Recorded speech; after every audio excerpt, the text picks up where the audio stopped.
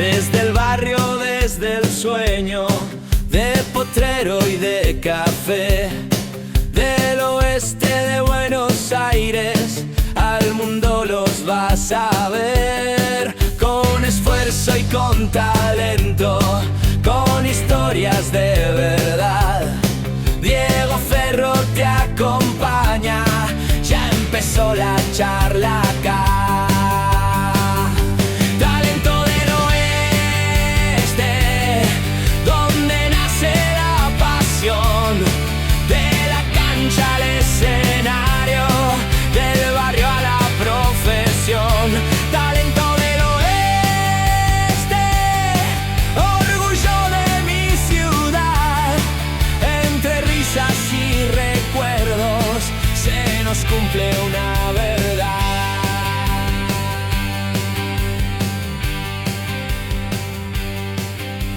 Bienvenidos a un nuevo episodio, un nuevo capítulo de esto que es Talento del Oeste. Primero, muchísimas gracias por todos los saludos, por todas las felicitaciones, con las notas que se fueron reproduciendo, con los mensajes que iremos respondiendo en el transcurrir de la semana. Y hoy tenemos un nuevo capítulo, un nuevo Talento del Oeste propiamente dicho del Oeste, y es un placer y un verdadero honor presentar, además de ser un campeón, un jugador que estuvo en Primera División, al gran y al querido Alejandro Julián Méndez. Ale, ¿cómo andás, querido? ¿Qué tal? Bien, muy bien, contento. Bueno, la verdad que es un placer para nosotros tenerte. Sos hijo directo del club, un hombre que ha salido, y hablábamos en la previa que la idea del canal es mostrar a aquellos deportistas que han salido del oeste, en este caso de Morón, y hayan triunfado a nivel nacional o internacional. Y muchas veces el triunfar tiene que ver no solamente con un trofeo, sino con llegar y ser resiliente en lo que uno hace. Y me parece que vos reunís ambas condiciones. Primero, el poder surgir de un lugar como es Morón, sin tocar todavía la Primera División, pero digo, gratificante para uno poder, en el lugar de donde empezó a mostrarse, poder llegar al tope de nivel. Sí,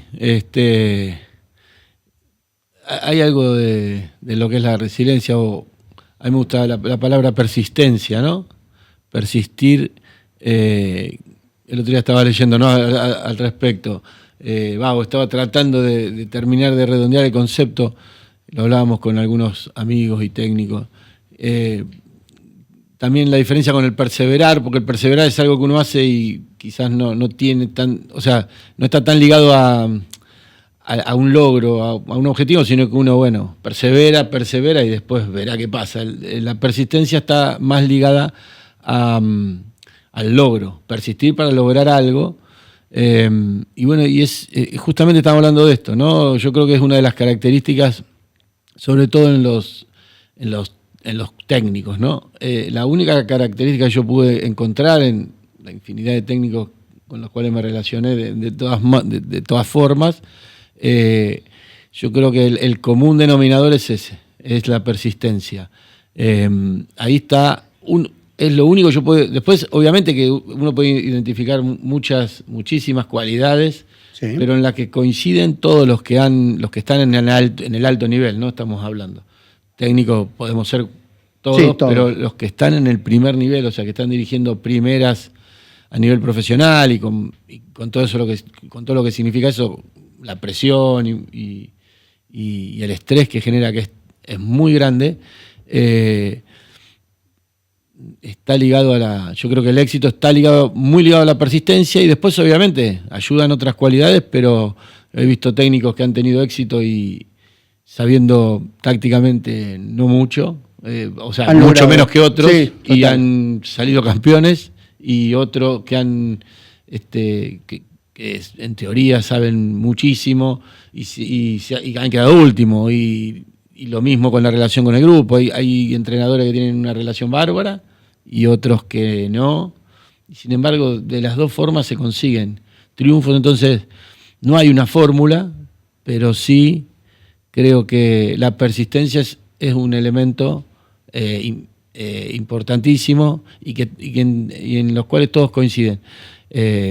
Bueno, no es tanto mi caso. O sea, Sí. No, a la niveles persistencia. altos no. A niveles altos. Sí, puede ser que tenga para algunas cuestiones, pero a niveles astronómicos como hay que tenerla para dirigir primera A Es otro tipo de presiones también. Es, digamos, el tope, como estábamos hablando, ¿no? El tope es de tener es terrible y muchas veces se pone en juego la salud también, ¿no? Total. Porque uno persiste a pesar de un montón de soportar un montón de cuestiones. Y la cabeza después paga Claro, un precio muy alto. Sí. Empezamos allá por los 80, en tu casa, en el Deportivo Morón.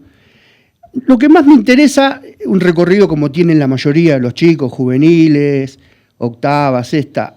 Ahora, ¿en qué momento te dijeron mañana concentrás con primera? Digo, el sí, impacto es muy fuerte. Sí, obviamente, sí. De cualquier forma, sí, es fuertísimo porque sí, uno lo va palpitando. Algunos casos se dan en que es una sorpresa y en otros no tanto. Por decantación. Porque uno empieza, no sé, yo justo había hecho 3 goles en el partido anterior a que me citen para primera. Hice 3 goles en reserva, acá en Morón.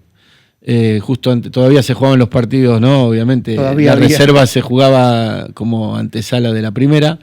Y me acuerdo que jugamos contra la Ferrer y bueno, me tocó hacer 3 goles. Nada más. Y entonces ahí empezó a haber como un murmullo de que que podía estar citado. Así que como que ya también, como se veía lo que venían a la cancha el segundo tiempo, encima creo que los hice en el segundo tiempo los 3 goles.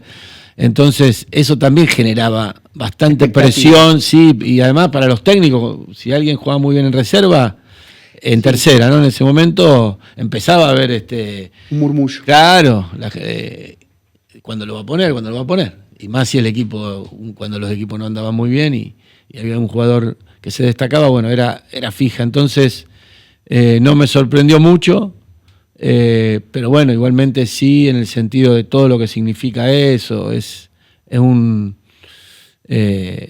acontecimiento y se vive de una manera única, ¿no? Esas sensaciones que tiene el deporte de alto rendimiento que, bueno, hay que aprender a disfrutarlas, ¿no? ¿Cómo viviste ese partido con Alboy? Y digo, son partidos no tengo que muchos recuerdos, claro, no, porque a mí siempre me quedó la idea, pero como yo, después cuando volvimos, cuando volví a jugar, yo creo que el segundo partido de juego fue acá contra Argentino Rosario y entré en el segundo tiempo y hice el gol, digamos que ahí quedó como... La marca. Claro, fue el debut en el viejo urbano, entonces es como que ese fue el debut. Después, sí, contra el Boy recuerdo que entré, creo que íbamos perdiendo 2-0, después terminamos 3-1 abajo, y fue el último partido de Carotti, que era el técnico, y bueno, ese día lo echaron a Carotti. Me acuerdo que me dijo, se vino a despedir y me dijo, yo te tendría que haber puesto antes, me dijo algo así, ¿no? Como que se quedó con esa idea de haberme puesto antes. Y bueno, pero me hizo debutar él y después ya, bueno, me tocó, cuando arranqué, creo que jugué un par de partidos en blanco, después ya empecé a jugar de titular. Me parece que fue también una presión para el Gato que empezó a moldear un nuevo equipo.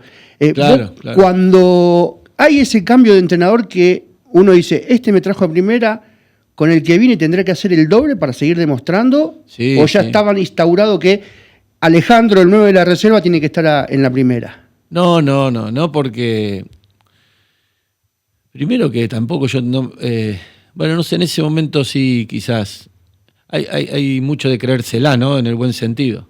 Vos tenés que estar muy convencido de que estás para jugar y de que si jugás vas a estar a la altura y que vas a hacer diferencia. Pero en el caso del Gato, pero en muchos técnicos, siempre cuando llega un técnico nuevo, lo primero que mira son los jugadores más grandes. Por lo menos antiguamente, ahora ya es distinto porque hay mucho recambio. Pero bueno, los técnicos se respaldaban mucho en los jugadores grandes, entonces de entrada, en realidad es como que hay un reacomodamiento, otra vez los que habían de alguna manera no estado a la altura y eran con buenos antecedentes, el técnico nuevo es como que les daba una nueva chance. Una chance más. Sí. Entonces, un poco pasó eso. Y también me había pasado cuando en un momento subí a primera, ahí era muy joven. Yo creo que estaba en sexta y entrené con primera con Pipo Ferreiro y el polaco, ¿no? Semenewicz, que el polaco venía a ver juveniles y un día, bueno, te dijo... el polaco era un fenómeno y Pipo también, ¿eh? Y entonces me llamaron y, bueno, me hicieron, obviamente que no para jugar en primera, pero sí para empezar a, digamos, como a tener ese roce. foguearme, claro. Y bueno, me acuerdo que en ese equipo había un montón de jugadores y para mí ahí sí yo los miraba como si fueran... Aparte de edad es esta, claro, muy joven. Pero después cuando hubo un cambio, creo que viene Grigol, Mario, también una gran persona Mario. Pero claro, nos bajan, a mí y a alguno más de los chicos, porque obviamente esto para rearmar todo, nos bajaron, entonces tuve un tiempo más y después sí, ya finalmente ya empecé a entrenar en primera de nuevo, ¿no? Después de un tiempo. La suerte, porque como vos decías con la resiliencia, muchas veces el esfuerzo tiene que ir acompañado de una cuota de suerte. Y integraste uno de los planteles que yo recuerde que estén en la memoria del consciente colectivo de Morón, que es el Morón de los 90. Sí. Aparte de tener una gran calidad de juego, tenían unos nombres propios que asustaban. Sí. Y de entrada cuando se armó el equipo, se armó pensando en ascender, ¿no? O sea, más allá que todos los años uno... Sí, tiene ese anhelo. Claro, se pone ese objetivo, pero yo creo que esta vez yo por lo menos estaba convencido de que íbamos a ascender y eso es algo... Después con los años me di cuenta que no, que nada que ver. O sea, que en realidad yo estaba, o sea, como convencido, pero... Sí, algo propio. Había razones, pero después tuve un montón de planteles y no te pasa eso. Pero nos convencieron los más grandes, sobre todo el Beto Pascuti era... Encima, el inicio de ese torneo no venía bien embalado. No, hicimos, claro, los primeros partidos, pero me acuerdo no nos fue bien los primeros 3 partidos y en un momento yo voy a buscar la pelota rápido, creo que íbamos empatando y uno me mira como diciendo... ¿Qué querés? Como diciendo, ¿qué te apurás? Y yo le digo, nosotros vamos a salir campeones, por eso me apuró. Y se me rió el tipo, porque claro, me vio como diciendo, no entiende nada. Pero bueno, ese convencimiento fue parte de... Y además en un punto era real, porque... Sí, el transcurrir pero de los nunca juegos digamos, nunca se dice eso, porque nadie, digamos, habla de campeonato, pero en ese momento sí. Sentía. Ese plantel... aún perdiendo estos primeros partidos que no se ganaron, todos seguíamos. Pero los más grandes estaban convencidos, por algo estaban convencidos, no es que estaban, digamos, sí, motivando, porque también una forma de motivar es decir, vamos a salir campeones, pero bueno. Eran bombas de humo para ver qué pasaba. Pero no, esto era algo real. Y me parece que eso fue muy importante, sobre todo esos primeros partidos, porque no había tanta preocupación al respecto. Se podían perder y no pasaba nada y después eso terminó de armarlo, me parece. Sí, obviamente que afuera era un hervidero, pero adentro estábamos totalmente convencidos de que íbamos a... Pero por eso digo, no dar pelea, porque uno siempre no se pone, es muy soberbio decir, vamos a salir campeones, pero acá era así. A ver, cuando uno está convencido de esa idea, ¿cuál es el problema de plasmarlo y decir lo que realmente creo en lo que estoy diciendo? Claro, por eso digo, no era una pose, sino porque muchas veces es pose, entonces uno se cuida de eso, de hacer el acting de algo. De vender humo. Claro, después de no salir campeón y sos un queda mamarracho. Pero acá no, acá estaban bastante locos en un punto, pero muy convencidos. Pero aparte, siempre hablando con el diario del lunes, vos lo tenías a Silva, terminó jugando en Boca. Al Chino Lara, un estirpe en la defensa, al Paragallo Cuenca, Fabián Nardosa, que fue a San Lorenzo, el Beto con toda su historia. Me parece que era un grupo primero de hombres y después de grandísimos jugadores. No, era muy corto el plantel, cosa que, por ejemplo, en esta época sería imposible, porque el otro día lo hablábamos con Walter, jugaron una cantidad impresionante de muchachos este año, porque es muy intenso, hay muchas lesiones, los jugadores suben y bajan de nivel muy, muy fácilmente, y antes no, era todo mucho más, o sea, los planteles eran más chicos, obviamente la intensidad no era la misma, sí se jugaba a muerte, pero no es la intensidad que se juega hoy, a la velocidad que se juega hoy, que eso exige muchísimo más. Más allá que todos, digamos, era el alto rendimiento, obviamente, pero fue avanzando a medida que pasaron los años y bueno, eso genera avances, digamos, desde lo físico, entonces se hace muchísimo más rápido. Pero, sí, digo, nosotros en su momento estábamos muy convencidos de la idea y íbamos para adelante como locos, ¿no? El Gato contaba muchas veces que después de entrar en calor en la cancha de Chicago, abajo de la tribuna, dice que no necesitaba dar ninguna charla técnica, que el grupo directamente con lo que recibió de la gente de Chicago y tenía que salir a la cancha, ya estaba. Dice que el corazón ya estaba listo. Sí, porque no, era terrible. O sea, ya antes se palpitaba mucho antes de empezar. Se jugaba mucho, o sea, había un juego psicológico, porque Chicago era el equipo que había invertido muchísimo dinero, tenía jugadores de primera clase, un plantel muy importante, entonces los rivales a vencer eran ellos y encima era el clásico. Así que acá el primer partido, en la entrada en calor, ya hubo... Sí, volaron un par de trompadas. Tumultos, sí. Sí, pero el Beto, todo eso lo armaba el Beto, ¿no? Todos eran bravos, obviamente, pero el Beto era... O sea, lo iba a buscar eso porque era el clima que él quería que le encantaba con los partidos. Y después cuando llegamos a Matadero allá, sí fue... Llegamos como 3 horas antes y el vestuario estaba todo pintado, todas pintadas, y no se habían tirado algo que no se podía entrar digamos, no se podía respirar, tuvo que cambiarse afuera. Entonces Belbeto lo fue a buscar al presidente, le tiró un par de cachetazos al presidente de Chicago ahí mismo. Todo eso, hoy quizá a nosotros nos prendía fuego, ¿no? O sea, el nivel de ese equipo levantaba cuando pasaban ese tipo de cosas. Necesitaba ese fuego. Claro, era el hábitat natural de ese equipo. En todos los partidos, hubo Buscaba situaciones, sí, no hubo un solo partido. Yo creo que, no sé, quizás algunos nos olvidamos. Yo cuando escribí el libro hicimos todo un recorrido, porque no es que el libro sea que yo haya tenido esa memoria, sino que me entrevisté a un montón de gente para recordar todos los sucesos. Algunos yo ni me acordaba, pero yo creo que en todos los partidos hubo, por lo menos los más importantes. No, chispitas no, cosas terribles. En la Ferrere bajamos del micro y corrimos bueno, estaban tirando piedras, nos esperaron, 20 cuadrantes nos esperaron, y en un momento empiezan a sonar cascotes se rompen un par de vidrios. Y claro, y estos locos hicieron parar el micro, el Gato no quería, no se quedan acá arriba, y lo tiraron al Gato, todos bajaron, y bueno, tuvimos que bajar todo y corriendo. ¿A la cancha?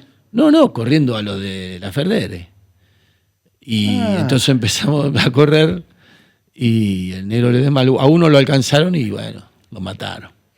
Pasó lo que tenía que pasar. Lo mataron, y bueno, volvieron todo el micro y ahí nos fuimos a jugar. Y después, sí, pero por eso después... Unos locos, con el debido respeto de la palabra, locos. Sí. Era, por eso todo, o sea, los partidos visitantes sobre el final se perdió uno, que ese día también el árbitro fue complicado, contra Arsenal.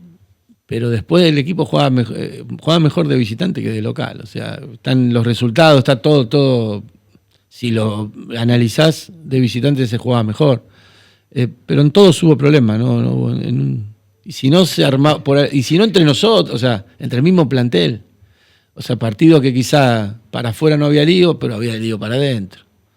Entonces siempre había lío. No podían, la tranquilidad no era la palabra que... No. Siempre había pelea por algo, o con los dirigentes, o con algunos hinchas, o entre nosotros, o con los técnicos. No, siempre pasaba algo. O con los rivales, obviamente. ¿Cómo haces para convivir siendo técnico? Te pongo en esa faceta, ¿no? Siendo que sos entrenador. Con un plantel así, ¿cómo haces? No, bueno, el Gato justamente, ¿no? Siempre lo charlamos, el mérito del Gato fue millones de veces mirar para otro lado, esconder, o sea, hacer como que no estaba. El profe lo mismo. Yo qué sé, el profe llegaba a una habitación y llena de humo. Entonces... No pasa nada. Claro, el profe quizás había humo, cerraba rápido, se iba y hacía ruido como que estaba para que saquen el humo, después llegaba y decía, profe... llegaba, hola, profe, que ya no quedó nada. Escondían, iba el profe y le decía, levanten la almohada. Entonces le levantaban, los cigarrillos, se llevaba los cigarrillos y después abajo del colchón tenían otro atado. Hermoso. Entonces fumaban toda la noche. Y hasta en el entretiempo fumaban, por eso te digo, había 2 o 3 fumaban en el bañito en el entretiempo. Porque eran fumadores empedernidos. Y eso y mil cosas más. Pero, y el Gato muchas veces, cuando hay cosas que los técnicos, ahora no se puede, obviamente, ahora eso no se hace porque hay una disciplina muchísimo, sí. Digamos, se profesionalizó en todo sentido y bueno, hoy a las 2 semanas hubiese quedado la mitad del plantel, porque peleas con el técnico, con los ayudantes, peleas entre jugadores, llegadas tarde, porque no sé, a Paseri le decíamos el panadero porque los lunes no venía. Ahora es imposible pensar eso. El Coli Herrera y algún otro se iban a hacer el asado y quizás ya para los martes comíamos asado. Entonces, al mediodía. Y el Coli ya arrancaba. A las 9 y 9 y cuarto se iba al entrenamiento a prender fuego. Hermoso. Y siempre se iban un par y alguno lesionado. Que tira acá. Claro. Y no, por eso. Porque eran jugadores, también había algunos jugadores grandes. No grandes, pero que ya tenían experiencia. Sí, pero digo que ya tenían batalla. Entonces no les daba tampoco para entrenar todos los días. No, muy fuerte. Entonces, también eso se regulaba. Pero no pasaba de todo. Y bueno, y por eso el Gato dice que cuando hacía los amistosos, él se iba porque no podía cobrar, porque si él se ponía a cobrar, porque lo hizo un par de veces, pero no, de árbitro no podía estar porque se terminaba peleando por los fallos. Porque los amistosos se jugaban. Los días antes del partido ahora no se hace nada, se hace muy poco. Pero en ese momento quizás se jugaba un amistoso 45 minutos, un picado, pero se jugaba media cancha y eran 12 equipos que siempre eran los mismos y se iban cambiando, o sea, se podía hacer intercambio, pero era a muerte, una locura. Era una locura y se hace patada, trompada, o sea, se calentaba el Tano Stagliano, chau, le pegaba una patada a uno, lo mataba, no le importaba nada del Tano. El Negro Espíndola también, a los 2 minutos ya se quería pelear con alguien. ¿Qué recordás de esa Semana Santa, previo al partido con Defensores? Y fue algo... ¿Cómo manejás la ansiedad? No, cuando uno va bien, cuando uno está bien y está cerca de ser campeón, es en todo caso más, sí, pero no es una ansiedad de incertidumbre, sino son las ganas. Es saber que llegás, ya está. Son las ganas, claro, es las ganas de... El problema si vos tenés un equipo de SAT, estás peleando atrás y sí, tenés otra ansiedad, pero acá es como que tenés tanta confianza que lo disfrutás. Es una previa que se disfruta mucho. Venía toda la semana 200 hinchas a la cancha, a los entrenamientos. Yo fui uno, sí. Fue hermoso. Y después cuando salimos campeones también fue todo lo que fue Morón, ¿no? Cuando salimos campeones en el 17, después acá, con Coco nos vinimos a comer una pizza. Pero fue muy distinto. En un punto sí, pero igual se festejó mucho, obviamente. Sí, pero nos vinimos a recordar, digamos, como que en ese momento nos habíamos ido a otro lado, pero después volvimos a Morón.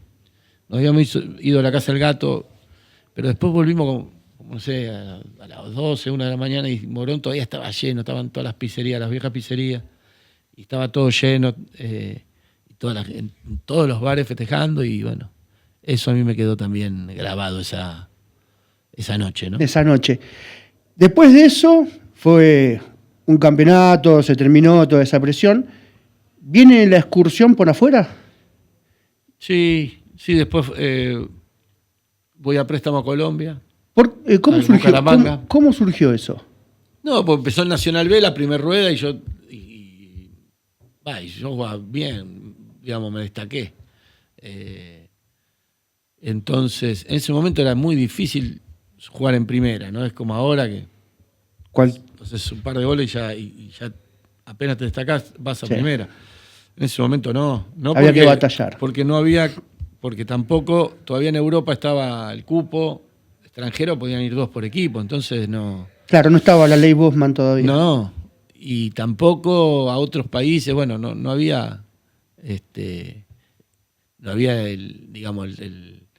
lo que es la transferencia de jugadores a todo el mundo que hoy hace, ¿no? La exportación de jugadores que hace Argentina, que son más de 2.000 jugadores. Entonces, hoy apenas te destacás, ya en la primera se destaca alguien, se fue afuera y ya tiene que venir otra tanda y otra tanda y otra tanda. Entonces, pero no, en ese momento no era así, había que esperar mucho para jugar en primera, muchos años había que jugar bien para subir del ascenso a primera, muy pocos eran los que subían.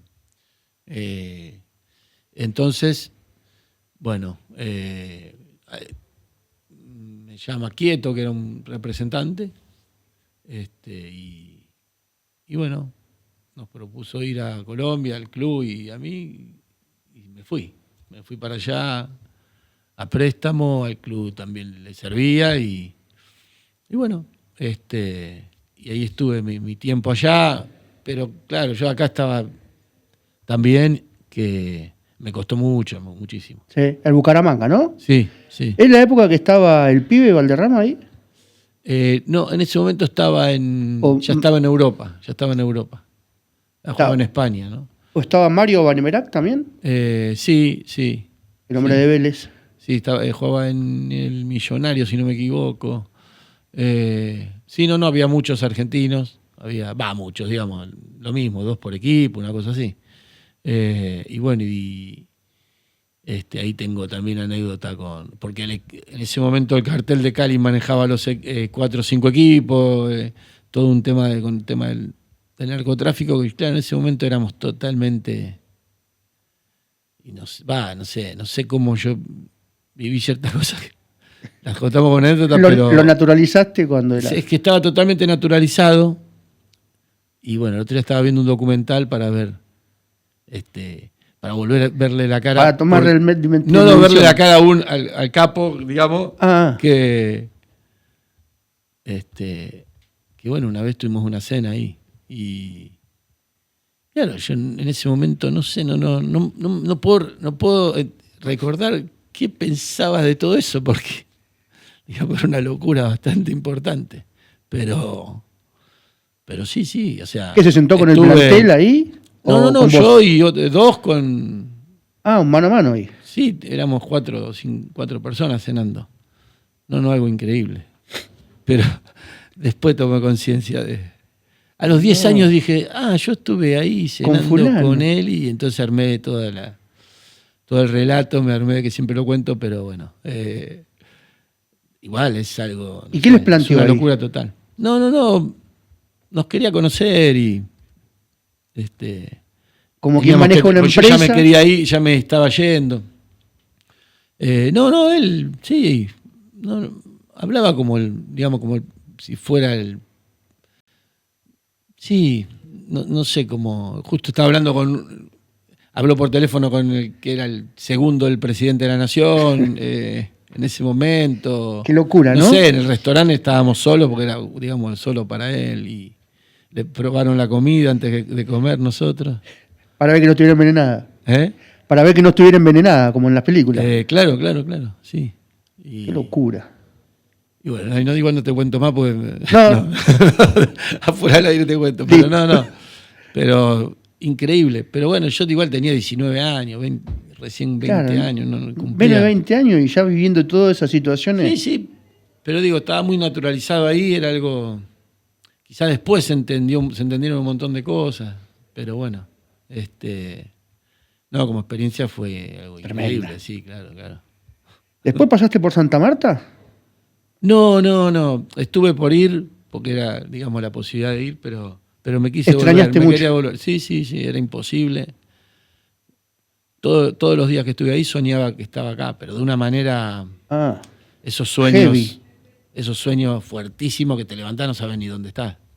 Y todos los días me pasaba lo mismo, todos los días. Dicen que después de un tiempo ya se termina eso, pero bueno, ya, digamos, no esperé. Tu cabeza estaba puesta acá. No esperé, no. Y bueno, y me volví. Volviste de vuelta a la casa de los viejos. Sí, claro, ahí me querían llevar a Talleres, pero yo no, que estaba en primera A. Y yo le dije que no, que quería volver a Morón. Así que ahí se me acabó... La representación de Quieto, porque me insultó en varios idiomas y mirá, y bueno, se acabó la sociedad. sí. Quieto. No tenía, pero porque él me había llevado, yo nunca no me gustaba tener un representante ni nada de eso. Pero bueno, como él había hecho esa gestión, me dice, vamos a Talleres, y yo cuando le dije que no lo podía creer, y bueno. Y me insultó. En arameo. Sí, me recontra insultó, y después igual me lo encontré unos años después. Pero ya estaba. Y me dijo de lo mismo, me echó en cara que no había ido, pero bueno. Yo quería jugar de vuelta a Morón. ¿Y cómo fue volver nuevamente? No, fue una alegría terrible. Después a los 10 minutos ya estaban todos puteando y ya me quería agarrar trompada con todo otra vez, pero no, yo estaba feliz. O sea, los primeros días de volver de un lugar, si estás mucho tiempo, cuando volvés es muy lindo. Sí, o sea, pues yo me fui acá como en el mejor momento, estaba en el profesorado de educación física también. Estabas estudiando, total. Y claro, el primer año de educación física también es algo, es muy lindo porque sí, aparte hacerla en grupo es muy festivo, o era, no sé ahora, quizás no lo es tanto, pero en un profesorado antes los demás, los otros, había algo, porque la educación física viene o sea, el nacimiento de la educación física como disciplina, digamos, algo más disciplinario del cuerpo, y eso viene del área militar, digamos, de una concepción más militar, que claro, para entrenar a los soldados y eso, terminan armando una práctica y una disciplina, y bueno, eso en algún punto se relaciona con un principio de la educación física, después, a medida que pasa la historia, se desprende totalmente la educación física de eso. Claro.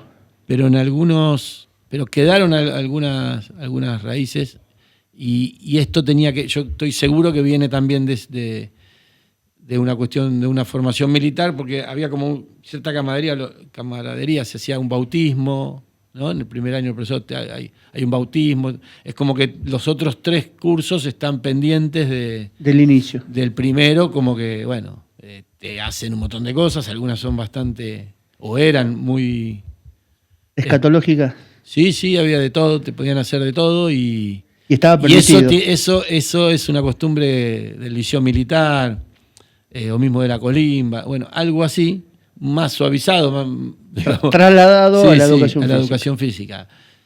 Y reconvertido en algo mucho más disfrutable. Y llevadero, claro. Fiesta, claro. Con padrinos, con esto, lo otro, y bueno, 1000 cosas, y bueno, entonces yo me fui justo ahí. Entonces, mejor. Claro, y además la comunicación era por carta. Claro, sí. Estamos hablando de 35 años atrás. Ahora, claro, pones el teléfono y casi que lo tocás a la otra persona, pero no, en carta era terrible. Yo iba todos los días al correo a buscar las cartas. Qué locura. Sí, no, eso no lo pude disfrutar, no lo podía disfrutar, pero sí que la pasaba bien, pero bueno, había algo que no había iba. forma, no había con qué darla. 3 años en Morón fueron forjando parte de tu actualidad futbolística hasta que apareció en el radar el conjunto platense. Sí, porque yo seguí jugando, digamos, a un nivel, a un buen nivel, y el último año, antes de que Estudiantes, digamos, me comprara, también fue un año muy bueno. Yo realmente ahí sí sentí que estaba jugando ya. En tu prime. Más de lo que yo, en realidad, yo creo que no, he jugado más de lo que se podría pensar. O sea, viéndolo hoy no tengo yo digo, lo que jugué no es imposible, no. Yo no era un jugador para jugar así, como jugué en su momento, porque tenía tanta confianza, digamos, era tanta digamos, la comodidad y la confianza que tenía para jugar, que hacía cosas que después en otro equipo no pude hacer, justamente por eso, porque vas perdiendo. Entonces, quizás yo era un jugador X, pero yo acá jugué, hice cosas que estaban por encima de lo que De tu media, decir. Claro, sí, por lo menos, como mínimo de mi media, estaba pasando el nivel, claro, sí. Cuando aparece Estudiantes, vos te ponías a pensar, digo, más allá del nombre, ¿no? Un club de primera, aunque esté en el Nacional B, ¿pensabas la cantidad de nombres que habían, podré jugar ahí, o te lo tomaste como un desafío? No, en ese momento yo estaba convencido, obviamente, que pasar a primera, o vos lo ves por la tele, o de pibito, y después te los enfrentás y hay algo que no. Yo no estaba, o sea, hay pibes que en juveniles, que eso hay que hacerlo, en juveniles es algo a trabajar, es que vos te tenés que posicionar en ese lugar, tenés que pensarte en ese lugar, vivirte en un lugar, aunque estés, como a mí me pasó en Morón, o de chiquito en un barrio, Sí. bueno, te tenés que imaginar ahí. Si vos no te lo imaginás ahí, y No no podés te ves, proyectar. claro, es mucho más difícil. Y yo, por ejemplo, me di cuenta, por un momento estoy en un córner, miro para un lado, para el otro estaba Ruggeri, no sé, que quizá Sí, 5 años antes yo lo tenía... veías en televisión. Claro, o más chiquito, entonces, o de chiquito vos lo ves y es como es un ídolo tuyo. Inalcanzables. Eso, sí, claro. Y yo yo nunca pensé en que iba a jugar en primera, pero no porque no lo... No porque no lo merezcas. Claro, sino porque no era mi objetivo jugar en primera. Y eso en un punto tiene que ver con los límites que después tenés. Vos solo te pones un tope. Sí, o no lo pensaste. marcás. Después capaz que después pueden pasar 2 millones de cosas, pero te puede ir bien o mal, pero no quiere decir que eso sea Claro. excluyente, pero sí que es muy importante En pensarte ahí. En ese equipo de Nacional B, cuando fuiste, también debutaban Russo y Manera. Sí. Teniendo Chiquito Bocio, el Ruso Prátola, un equipo con muchísimos nombres, ¿era difícil poder insertarte en eso? ¿O dijiste, bueno, voy a probar y voy a demostrar que realmente puedo estar? No, porque cuando llegamos, había un grupo que estaba muy golpeado porque había descendido, y después llegaron, pero un montón de jugadores nuevos, todos en 2 semanas, porque se armó muy rápido, porque Estudiantes también estaba dirigencialmente había un caos importante, cambió el presidente, todo eso fue muy rápido. Yo no sé cómo fue el arreglo del cuerpo técnico, también era como que estaban esperando, sí. Obviamente que alguna información con respecto a económicamente cómo se iba a financiar marcar el año. Todo eso, y porque el predio estaba, o sea, el country estaba mal en ese momento, o sea, nada, había que hacer un gasto de primera división en el Nacional. Pero bueno, evidentemente estuvo el apoyo porque, apenas llegamos ya las cosas empezaron a cambiar y De entrada no había ropa, pelota, era una cosa... Medio como una desidia. Sí, no, era un club totalmente en crisis, pero en un mes ya todo estaba funcionando distinto y ya se empezó empezó el progreso que después no terminó nunca más. Al día de hoy sigue creciendo, ¿no? Pero sí, cuando fuimos llegando, se armó un grupo ahí de todos los nuevos, más también los que estaban muy golpeados, al estar golpeados también estaban más abiertos a decir, bueno, tenemos que armar algo nuevo. Entonces es como que se armó algo nuevo. Y entonces todos, de alguna manera, eran integrantes y a los que éramos más desconocidos Insertarlos para que tiren claro, en una comunión. pero claro, veníamos con un altísimo nivel. Me acuerdo de Ricky Roja, que no lo conocían, o sea, venía de Paraguay, un equipo desconocido. Y claro, la primera práctica, él me marca a mí y dice que era terrible, no lo podían creer. O sea, los mismos jugadores después nos decían, estos dos... Sacan chispas por todos lados. No, claro. Están locos los dos. Y bueno, y así que hicimos esas prácticas y yo ya el primer partido ya jugamos de titular, Ricardo Rojas y yo, porque después, ¿no? Charlando decían, no, cuando los vimos no lo podíamos creer. O sea, no los conocíamos y sobre todo correr, ¿no? Porque, o sea... No, bueno, pero la categoría, no de Ricky Rojas, pero la categoría tuya siempre al servicio del equipo. Tuviste 12 partidos titulares que fueron el comienzo y el inicio de ese Estudiante que contaba con un muy joven Verón, que después terminó vislumbrando y mostrando lo que fue.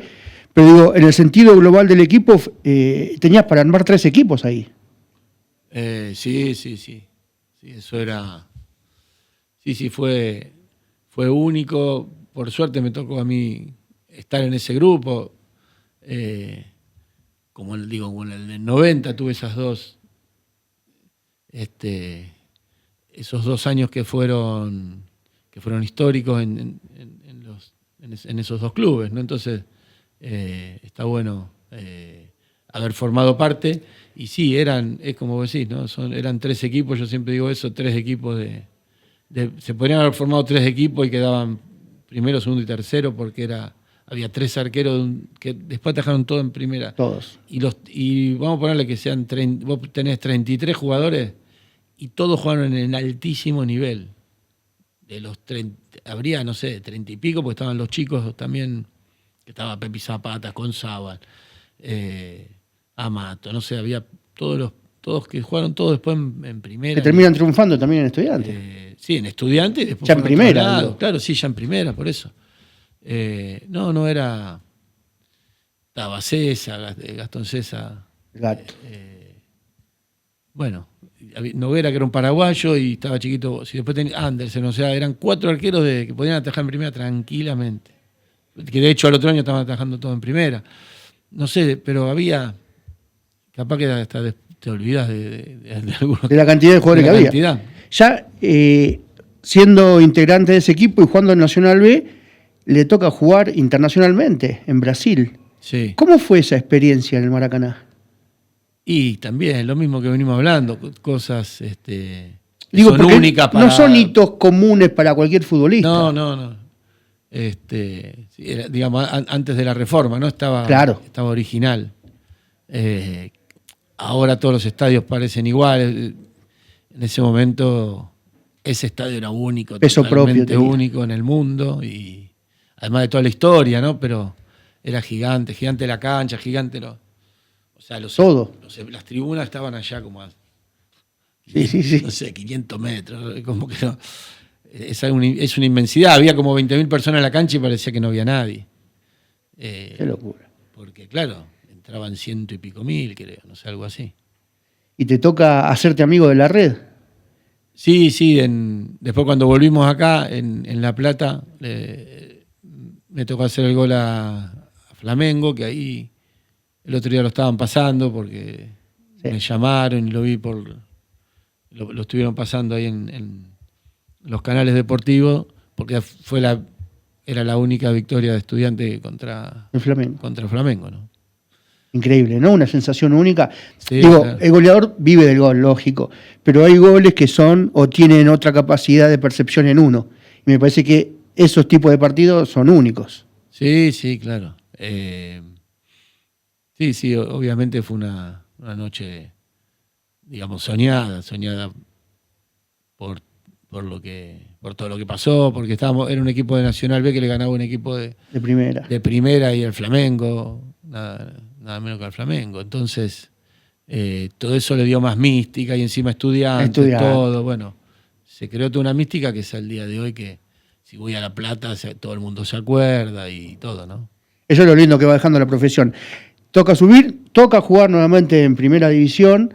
Bien contabas, enfrentarte a jugadores que veías a lo mejor por televisión. Y te toca ir, y no de la mejor manera, de Estudiante, ¿no? Sí, no me tocó jugar mucho. Y como digo, ¿no? Tiene que ver un poco con esto de lo que estábamos hablando antes, ¿no? Hay que estar muy preparado. Yo ahí después ya no estaba jugando bien. Cuando me tocó salir del equipo, no estaba preparado para salir. Yo después, siempre cuando uno va pensando las situaciones, claro, te das cuenta que el jugador tiene que estar preparado para jugar y preparado para no jugar. Y yo, claro, después me puse a pensar y yo nunca he ido al banco en toda mi vida, prácticamente. Desde chiquito, en el Baby Fútbol, que teníamos un gran equipo en Aedo, en el Trébol. Entonces, y encima ganábamos todos los partidos, también es otra cosa que también hay que trabajarla, ¿no? Porque después el día que perdés... Claro, es una catástrofe. Claro.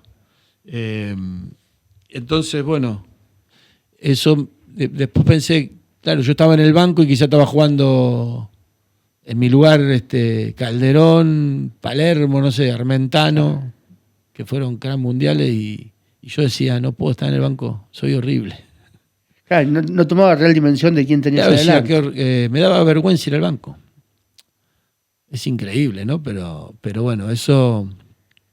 Que eso lo que hace te saca, o sea, vas perdiendo también confianza, desde lo psicológico no está bueno. Total. Pero más allá de que después uno siempre continúa y todo, pero había algo de eso que yo pensaba eso, increíblemente, ¿no? Tampoco en ese aspecto tampoco, por eso también los cuerpos técnicos tienen que haber un abordaje de estar mirando todas esas cosas. Bueno, en ese momento quizá... Era todo mucho más rústico, solamente preparador físico, entrenador, ayudante y ya está. Sí, claro, sí. Pues ya fue cambiando. Igual yo tenía un diálogo... En el cuerpo técnico también estaba Marcelo Troviani, tenía un diálogo bárbaro con él, porque Marcelo era de acá de Castelar. Claro. Y bueno, Marcelo fue uno de los que también más había empujado para que vaya. También que dirigió mucho tiempo después afuera y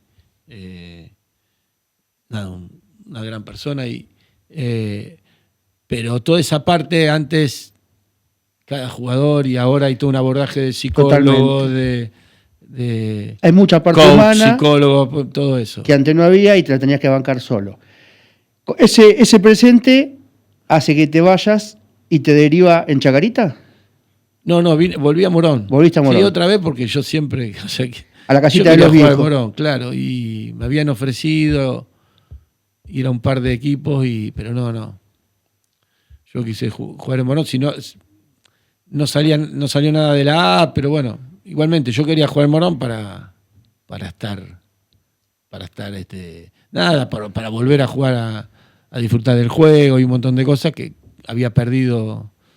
O sea, al perder, igual jugué algunos partidos, en la A entré algunos partidos, pero bueno, después, digamos, Palermo empezó a hacer 2 millones de goles. Calderón estaba imbancable. Calderón, por eso, Palermo, Calderón.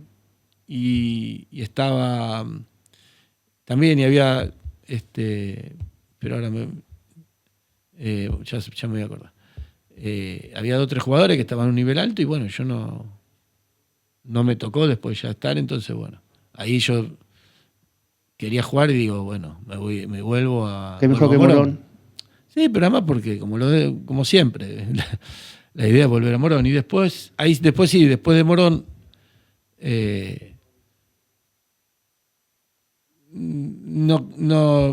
yo me quería quedar, pero bueno, por una cosa o por otra no me quedé, y bueno, y después terminé yendo a Chacarita. ¿Por qué Chacarita? Digo, No, ¿por qué Chacarita? Porque yo le había dicho que no a Chicago. En ese momento me llamó, creo que cuando vine a Morón me llamaron de Chicago, y me ofrecen más plata, y yo le dije que no. El Chulo Riboira me llamó. Cuando agarró y bueno, cuando yo le dije que no, se puso loco. Otro más que me dijo de todo, pero realmente me dijo de todo. Porque él quería que yo vaya, y claro, pensó que le iba a decir que sí, porque no sé, me había ofrecido como $20.000 en la mano, no me acuerdo. Y yo le dije que no. Pues, después pensando también en lo económico, yo por eso digo, yo no me importaba nada, no quiero ir a Morón, no puedo ir a Chicago, no me puedo poner la camiseta, le digo, no. ¿Qué lo vivías como una tradición? Interiormente, digo, porque salir de Morón. No por mí, o sea, quizá, sí, también por mí, no, sobre todo Chicago no, pero antes también me habían hecho una propuesta de Almirante, cuando estaba acá en Morón. El diablo quiere meter la cola, ¿eh? Estábamos por quedar libre y quedaban 6 meses. En 6 meses quedábamos libres, el pase para nosotros. Claro. Porque antes tenía que estar 2 años, nos bancamos 1 año y medio sin contrato, o sea, cobrando el mínimo, creo que era, y ya quedábamos libres. Y me acuerdo que estábamos peleando atrás y bueno, entonces, si nosotros no firmábamos contrato, estábamos con Coco Cuenca y con Manteca también. Y bueno, y yo le dije, si no firmamos, nos vamos a ir. Nos vamos al descenso. Y bueno, entonces dijimos, vamos a firmar. Y firmamos y perdimos el pase prácticamente porque, al firmar ya otra vez queda el pase para el club. Obvio. Pero bueno, a partir de ahí empezamos a ganar partidos, ganamos un montón de partidos, cambió todo. Y entonces, pero ahí me habían ofrecido $70.000 para que yo quede libre. Con el pase en tu poder. Con el pase, claro, y Almirante, claro, y Almirante me daba los $70.000. Me acuerdo, me llamó uno que vivía en Aedo también, que lo conocía de Aedo y que era de Almirante. Y bueno, pero le dije que no. Después cuando me pongo a pensar, digo... La que me perdí, ¿no? Sí, pero el amor por la camiseta. Ni lo pensaba, por eso, ni lo pensaba. Ahora,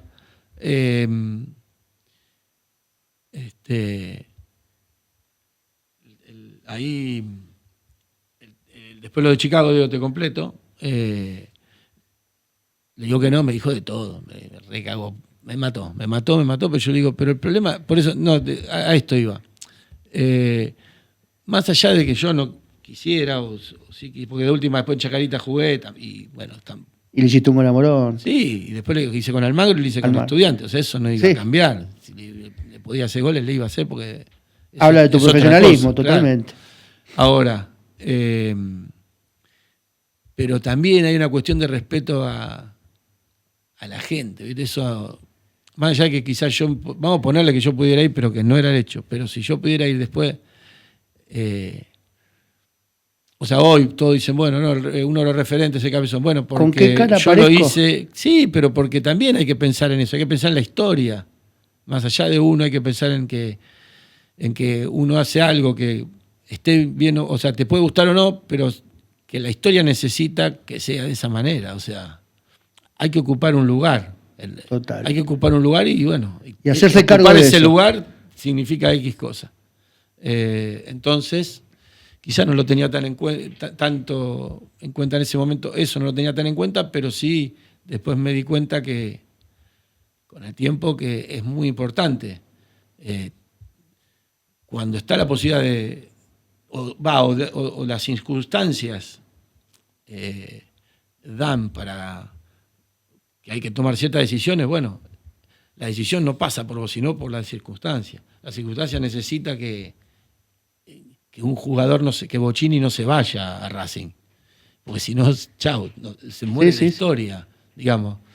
O no sé, que Maradona no se vaya a vivir a Estados Unidos, digamos.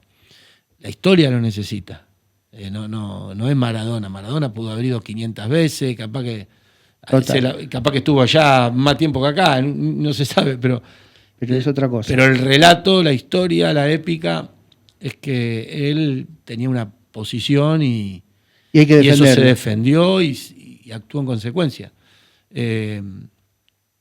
Entonces, eso, en algunos momentos, eso tenía mucha importancia, digamos, o más adelante, pero en ese momento también, aunque no era tan consciente, pero tenía que ver con eso. Seguramente que tenía que ver con eso porque... Parte del relato. Sí, en el relato en el buen sentido, no el relato de la épica, porque, digamos, la historia se construye con hechos de continuidades o sobresalientes y que tienen un sentido que después lo va a tomar, en este caso, la identidad de un club. Entonces, la identidad de un club va a estar dada por los actos de las personas que tomen decisiones en circunstancias específicas. Totalmente. Entonces, eso es lo que hoy, la crisis que estamos viviendo, digamos, a nivel social y cultural, creo que uno de los puntos más importantes es ese, ¿no? La pérdida de la identidad. Por eso el otro día lo charlábamos con unos alumnos digamos, del profesor de educación física, que ahí estaba invitado en una charla y con respecto a Maradona y bueno, yo les explicaba eso, por qué Maradona es Maradona y no solamente un gran jugador de fútbol, y por qué es mucho más, por qué representa mucho más. Bueno, porque con todas las cosas que ocurrieron en circunstancias extraordinarias, logró o tuvo logros significativos, más allá extraordinarios, de lo deportivo, que bueno, de alguna manera logró que vos te identifiques por la circunstancia, porque fue contra Inglaterra el mejor gol de historia, uno con trampas, si se quiere, y otro siendo el mejor gol de la historia en el partido más importante de la historia. Entonces, eso es algo que, porque era contra Inglaterra, obviamente, ¿no? Por la circunstancia histórica. Eso hace que uno se pueda representar en esa persona. Esa persona hizo lo que todos nos hubiese gustado o nos sentimos identificados y representados. Eso te genera identidad como pueblo. O sea, eso genera un concepto que todos comparten. Todos compartimos algo, entonces nos sentimos pueblo. El problema hoy es que no nos estamos sintiendo pueblo. O sea, cada vez es más difícil sentirse un pueblo, tener algunas... compartir elementos de pueblo, porque no se generan, no hay hechos ni políticos, ni hablar, ni culturales, ni sociales por los cuales nos entreguen cuestiones que nosotros nos identifiquemos y entre todos digamos, che, vamos por acá, nosotros somos esto, somos esto y somos esto. Entonces hoy no hay mucho y bueno, es lo que está pasando en la educación, en digamos, sobre todo con los pibes. Es muy difícil educar sin tener tantos elementos como para hacer una cohesión, para sentirnos una sociedad, digamos, una nación, si se quiere también. Chacarita, Almagro, estudiante de Caseros, fuiste pasando por esos clubes porque ya tenías en la cabeza no representar a Morón, y no solamente a Morón, sino en el tope del nivel, o el fútbol ya empezó a pasar a otro estadio. No, uno siempre lo vive. A medida que pasan los años, va teniendo más experiencia y va tomando otros roles, ¿no? Porque ya llega con más experiencia, es otra cosa. Yo cuando ya llegué a Chacarita era distinto, aunque había gente grande, pero yo ya era, digamos, tenía ya una referencia y yo siempre en los planteles fui capitán desde muy temprano, de 21 años. Bueno, tenía cierta referencia. Entonces, obviamente se toman otros roles, pero para cerrar lo de Chacarita, no, yo tomé la decisión de jugar en Chacarita porque no tenía mucho más opción y en el club tampoco, no estaban las condiciones, no me vinieron a ofrecer. A ofrecer seguir. Entonces, bueno, tuve por ir a un par de lados que no se cerraron y finalmente vino Chacarita, que bueno, dentro de todo tampoco, o sea, si es una cuestión de enemistad, no podría jugar en un montón de clubes. En un montón. Claro. Entonces, bueno, yo, Matadero y Almirante no iba a ir, pero tampoco iba a ser también para los hinchas del otro equipo también me iban a matar más. Chacarita la espalda era así de chiquitita. Pero en Chacarita, más allá de que con la gente que la cual convivimos y todo, terminamos muy bien y hicimos una relación que hoy si los cruzo está todo más que bien, pero igual después con la gente no, en ningún momento yo iba a goleador de campeonato y nada, y no había forma, me puteaban en todos los colores. Igual. Yo digo del día que me puteaban las 4 tribunas porque me puteaban lo de Morón y lo de Chacarita, todo. Viene Almagro. Y después Almagro, sí, ahí también la crisis ya empezaba la crisis grande, ya en esos años los clubes estaban muy mal, entonces les costaba mucho pagar. Eso, más allá que yo me las arreglaba porque yo ya trabajaba de profe. Después también, bueno, algunas entradas tenía, pero mi esposa también trabajaba, pero el tema es que sí, que es difícil. Ahí ya empezaron tiempos más difíciles desde lo económico para los clubes, por lo menos donde a mí me tocó. Y bueno, me acuerdo que por eso digo todo esto, que me llamó el Beto para ir al Almagro y yo no sabía y bueno, hasta en un momento le dije que sí, porque no era tanta plata. Le dije que sí y al rato me llaman de All Boys y me daban el doble. Atrás mano. El doble. O más del doble. Y ya habías empeñado la palabra. Era All Boys que iba a pelear campeonato ese año y ya le había dicho al Beto que sí. Y no me acuerdo, y me llamó Barbas, creo que sí. De All Boys y también lo mismo. Cuando le dije que no me trató como el chulo ni como el otro, como quieto, pero sí que se le escaparon. Que no lo podía creer, porque yo ya le di la palabra. No, pero firmaste. No firmé nada, pero ya le dije que sí. Al Beto no lo puedo hacer. Y bueno, quedó ahí y después, pero deportivamente, claro, fue quizá, All Boys hizo una gran campaña ese año, Almagro no, con muchos problemas, hubo un cambio, no sí. Se pagaba, yo me lesioné, bueno, un lío que fue un año malísimo, ¿no? Después terminó, después como que había un repechaje y ahí me tocó otra vez volver, hice un par de goles, ahí le hice el gol a Morón y vino Holguín y ahí estuvimos cerca, como que no terminó tan mal ese año. La última parada termina yendo para Caseros, sí, con Estudiantes. Terminaste ese año, siempre me quedó la duda, ¿por qué te retiraste tan joven? Digo, 28 años, ni siquiera 29, estás... Sí, yo creo que ya tenía 29 años. Pero sí. Falta de motivación. Es lo que, sí, puede ser, hay que ver, puede ser un estrés deportivo, por eso digo lo de la psicología es muy importante, en ese momento no. Yo igualmente había tenido un psicólogo deportivo en un momento, pero bueno. Igual todo lo que hice lo hice recontrapensado, no es que creo probablemente lo volvería a hacer, no es que no extrañé ni un minuto el estar muy poco adentro de la cancha, extrañé, ¿no? Porque después ya inmediatamente empecé a trabajar de profe. El cambio fue muy... A los 10 días ya estaba trabajando de profe y con el ruso Zielinski, entonces, y en Morón otra vez, o sea, donde yo quería estar. Pero sí, ahí hubo varios temas.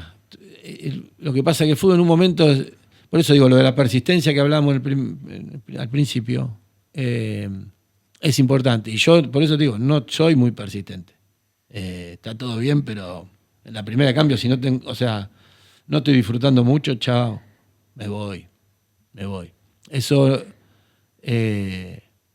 ha pasado en muchísimos, digamos, proyectos que he comenzado, obviamente que los desarrollé mucho Y obviamente dentro de la media no es que no soy persistente, pero como digo, no soy el tope gama. Entonces claro. llega un momento que si no va, listo. No lo forzás la situación. No. Y en ese momento no cobrábamos nunca, pero no por el hecho, es por el hecho de que, claro, estaba muy... Todo eso degrada un montón de cosas. Sabían que... por eso, pero como digo, porque acá, yo qué sé, en el club también, estando en su momento en juveniles, en un momento llegaron a haber 17 meses. Claro, Yo pasaba para que cobren los demás. claro, pero es imposible vivir también así. No, pero yo lo tenía más o menos manejado, entonces no tenía problema. Por eso digo, no es lo económico por lo económico, sino por todo lo que eso acarrea, un montón de crisis de todo tipo, de plantel, problemas. Entonces no se puede, cambios de técnico, el equipo mal, todo. Demasiado. Todo un montón que... Bueno, entonces ahí dije, basta, pero también pues venía la crisis ya 2000, ya 99, 2000 ya era...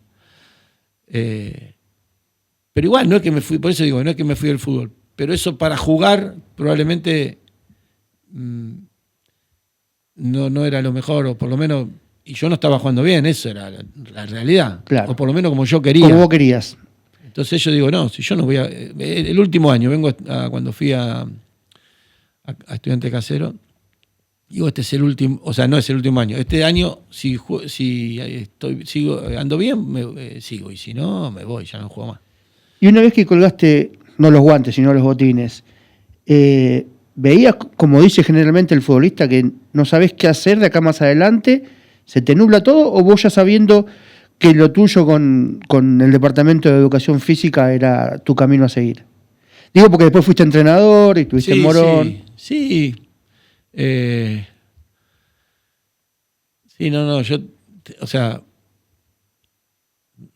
Yo me formé, también estuve, después del profesorado hice la universidad un par de años para formarme mucho. Yo estudié un montón. Más allá de la educación física. Sí. Me formé y como trabajo siempre íbamos a tener, o yo iba a tener trabajo en cualquier ámbito. No fue dentro de lo deportivo, capaz, o sea, de fútbol tenés, y en ese momento, además que éramos más jóvenes, todos nos llevábamos todo por delante, armábamos cualquier cosa en cualquier lado y salía bien, o sea, no sentí una incertidumbre. Esa incertidumbre total. No, y después en un momento, antes del 2001, digamos, la crisis del 2001, yo ahí sí me quedé sin trabajo y no tenía una moneda. En un momento no tenía una moneda, pero ese fue el mejor momento que, digamos, los mejores recuerdos que tengo de algunas situaciones tiene que ver, justo coinciden con el que cuando no tenía un peso, o sea que no todo va de la mano en la plata. Porque como no tenía laburo, armamos un proyecto social,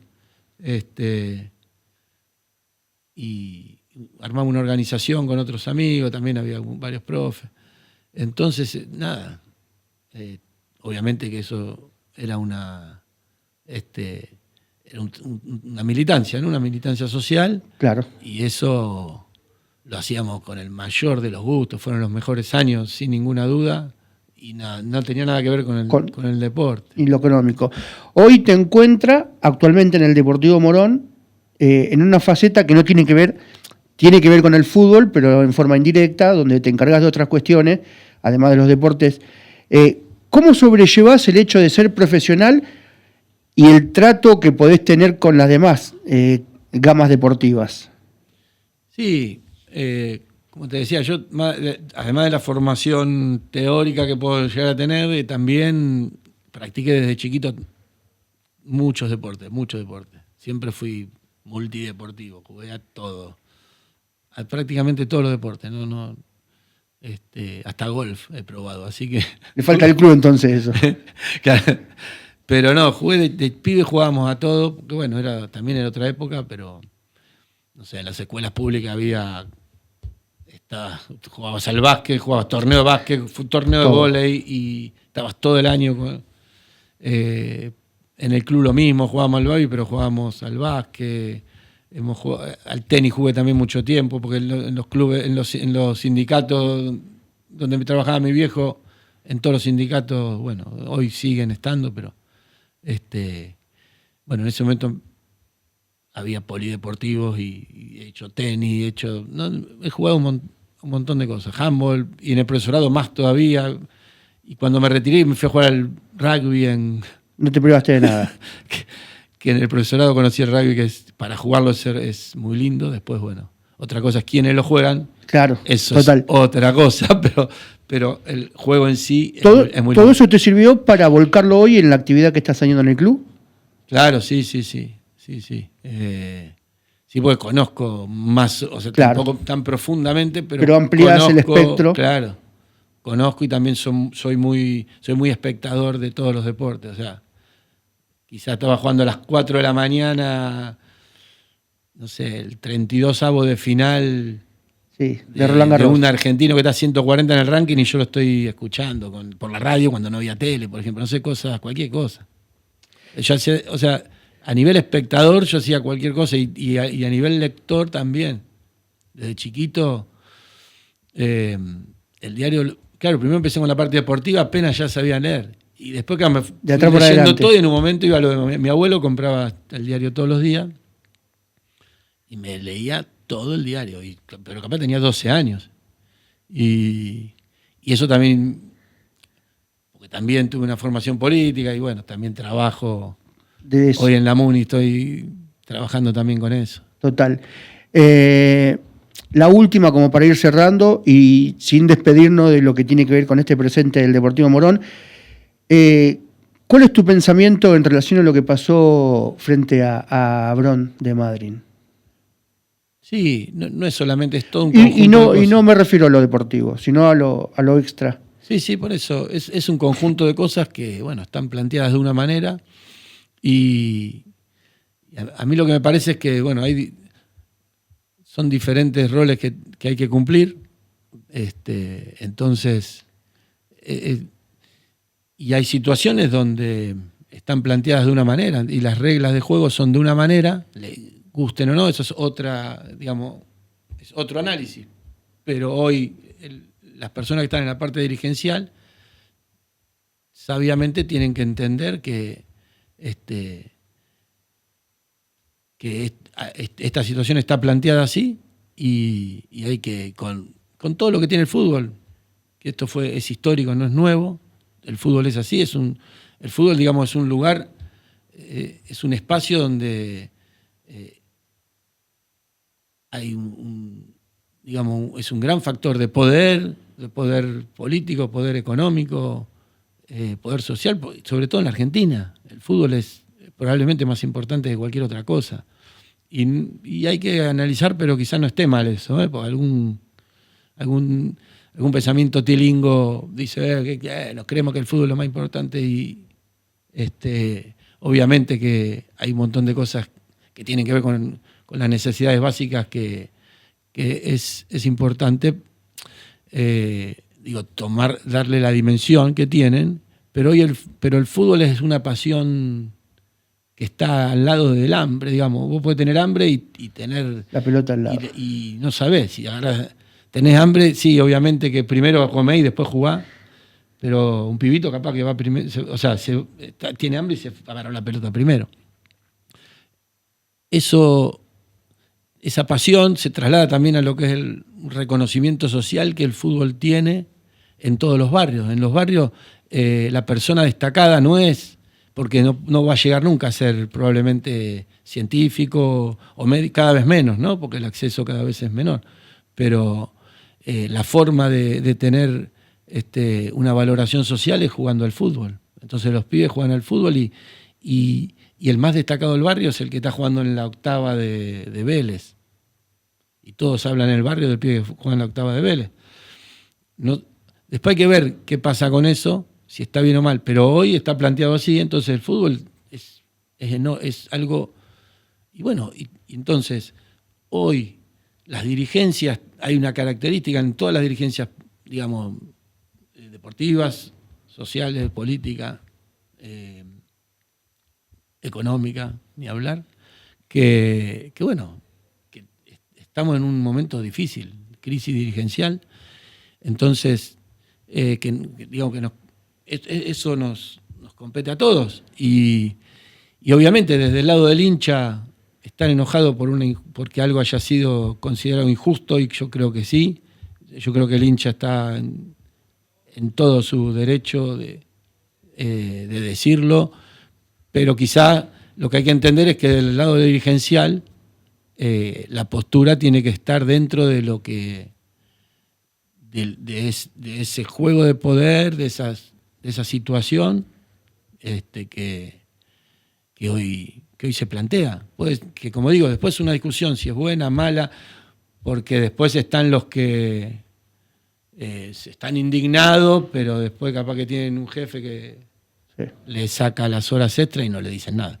Pero bueno, digo, igual se entiende, o sea, las dos posturas se entienden. Yo porque quizá lo criticaron a Conejo específicamente, mucho, pero la responsabilidad institucional la tiene que tener, o sea, Conejo hoy tiene que, yo creo que lo que ha hecho es tomar esa responsabilidad, cueste lo que cueste, le cueste las críticas que le cuesten, y creo que eso es lo que había que hacer, así como que todos los hinchas que están muy enojados con lo que pasó, estoy totalmente de acuerdo, digamos, entiendo eso y me parece que está bien que se exprese. Que lo expresen. Ale, querido, muchísimas gracias por esta nota. Bueno, muchas gracias a ustedes y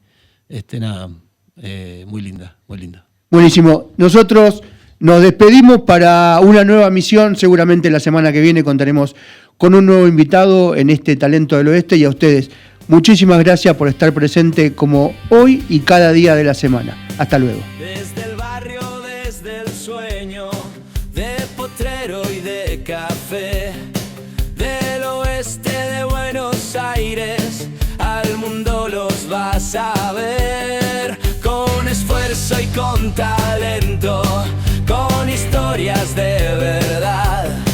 Diego Ferro te acompaña, ya empezó la charla acá. Talento del oeste, donde nace la pasión, de la cancha al escenario, del barrio a la profesión.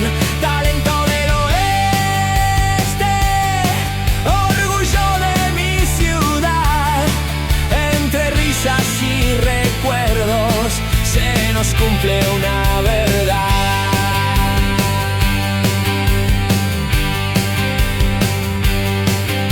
De músicos y de actores, de deportistas también, que empezaron desde abajo y hoy brillan donde los ven. Cada historia es un camino, una lucha, una razón, que demuestra que en el oeste late fuerte el corazón. Talento del oeste, donde nace la pasión, de la cancha al escenario, del barrio a la profesión. Talento del oeste, orgullo de mi ciudad, entre risas y recuerdos se nos cumple una verdad. Historias que inspiran, voces que querés oír. Un domingo, una semana, siempre hay algo por sentir. Diego escucha, Diego pregunta, vos te dejas llevar. En Talento del Oeste todos pueden despegar. Talento del Oeste, donde nace la pasión, de la cancha al escenario, del barrio a la profesión. Talento del Oeste,